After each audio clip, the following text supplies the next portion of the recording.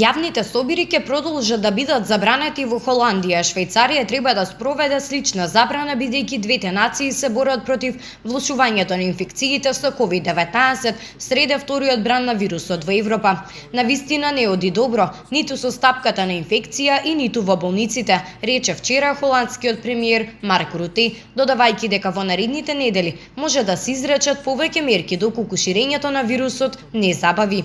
Ова следува откако холандската влада гласаше за продолжување на делумната блокада на државата до 15 јануари, што значи дека рестораните ќе останат затворени, а на домаќинствата ќе им биде дозволено најмногу 3 гости истовремено во текот на празничниот период.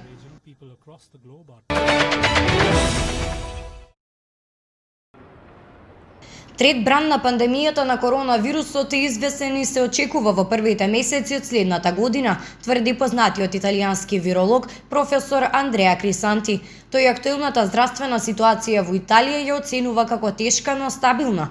Според него Италија сега минува низ втор бран на пандемија на коронавирусот, но експертите веќе гледаат однапред и проценуваат можни последици од третиот бран на инфекцијата, чиј пик се очекува да биде во првите месеци од следната година.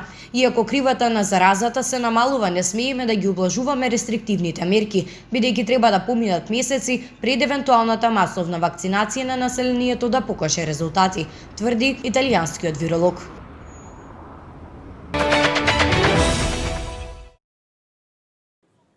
Франција ќе направи нови планови на кој начин најдобро да се укинат некои рестриктивни мерки, доколку процени дека е потребно, изјави денеска портпаролот на владата Габриел Атал. Тој истакна дека доколку се појават знаци дека постои тренд на намалување на заразените со коронавирус, тогаш Франција ќе усвои втора фаза на олеснување на мерките. Франција денеска ќе утврди одбранбена здравствена стратегија во пресрет на утрешната владина пресконференција, на која ќе биде презентиран планот за следната фаза за облажување на мерките.